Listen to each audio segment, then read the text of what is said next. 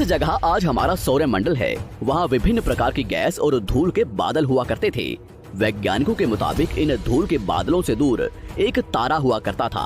वक्त के साथ साथ उस तारे की ऊर्जा कम होने लगी, जिसके कारण उसके अंदर एक विशाल विस्फोट हुआ। विस्फोट की वजह से अंतरिक्ष की ये धूल एक दूसरे से दबने लगी। इस दौरान बादलों में स्थित धूल के कण दबाव और गर्मी के कारण बड़े उल्कापिंड और पत्थरों में परिवर्तित हो चुके थे और इसी दबाव की वजह से इन बादलों में स्थित रेडियो एक्टिव पदार्थ ने ग्रेविटी का निर्माण किया। इस ग्रेविटी के कारण बीच में हाइड्रोजन और हीलियम इकट्ठा होने लगे। बीच के इस भयंकर दबाव के कारण एक विशाल विस्फोट हुआ और इसी विस्फोट के कारण हमारे सूरज का जन्म हुआ। अंतरिक्ष में फैले एस्ट्रॉयड यानी क्षुद्र ग्रहों में भारी वजन की वजह से सूरज के करीब आकर सूरज की परिक्रमा करने लगे। धीरे धीरे इन्हीं एस्ट्रॉयड में भारी टकराव हुआ, जिसके फलस्वरूप मरकरी, विनस, अर्थ और मार्स जैसे ग्रहों का निर्माण हुआ।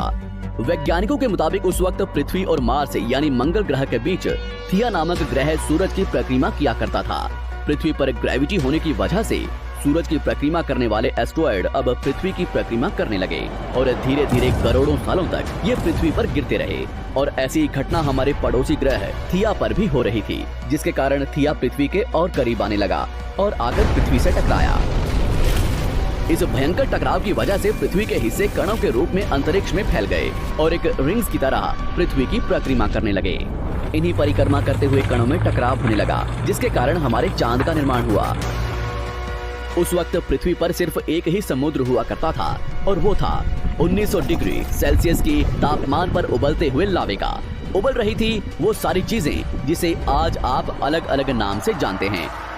वक्त के साथ साथ पृथ्वी धीरे धीरे ठंडी हो रही थी, जिसके कारण पृथ्वी के भारी तत्व जैसे धातु और रेडियो एक्टिव पदार्थ पृथ्वी के केंद्र में जाकर इकट्ठा हो गए और हल्के पदार्थ पृथ्वी की सतह पर आ गए। लाखों सालों तक पृथ्वी पर उल्कापिंडों की बरसात हुई और इन गिरते हुए उल्कापिंडों में जमा था नमक, मिनरल्स और पानी। करोड़ों सालों तक इन उल्कापिंडों की बरसात होती रही और धीरे धीरे पृथ्वी की ऊपरी सतह पानी से ढकने लगी। वैज्ञानिकों के मुताबिक यही वो वक्त था जब दूर गहरे पानी के अंदर निकलते ज्वालामुखियों से पहली बार सूक्ष्म जीवों का निर्माण हुआ। लाखों सालों बाद एक वक्त ऐसा आया जब पृथ्वी की पूरी सतह पानी से ढक चुकी थी। हमारी पृथ्वी के सबसे अंदर का कोर रेडियो एक्टिव पदार्थ से बने होने की वजह से हरदम गर्म होता रहता है, लेकिन जब भी पृथ्वी की ऊपरी जमीन ठंडी हो जाती है तब पृथ्वी के अंदर की गर्मी बाहर नहीं निकल पाती, जिसके कारण ज्वालामुखियों का निर्माण होता। यही वो समय है, धरती के वायुमंडल में फिलहाल केवल एक ही गैस है, मीथेन। आप गलती से भी इसमें सांस मत लेना, वरना कुछ मिनटों में ही आपकी मौत हो जाएगी। लेट हैवी बम्बार्डमेंट के दौरान धरती पर लगातार कॉमेट्स की भी बरसात हुई थी, जिन्होंने अपने साथ पानी का धरती में परिवहन किया। इस पानी ने धरती में समुद्रों का निर्माण किया। धरती अब चारों तरफ से समुद्र से घिरी हुई थी, लेकिन यहाँ ना तो पैर रखने के लिए ज़मीन था और ना ही सांस लेने के लिए ऑक्सीजन। हमारी धरती अभी कुछ हद तक पृथ्वी कहने लायक बन चुकी है, लेकिन अभी भी इसमें जीवन का बीज नहीं पनपा है। आखिर इसके बाद क्या हुआ था और धरती पर जीवन की शुरुआत कैसे हुई थी? नए हो इस चैनल पे तो ऐसे ही और इंटरेस्टिंग वीडियोस के लिए चैनल को सब्सक्राइब करने के साथ साथ नोटिफिकेशन बेल को भी ऑन कर लो।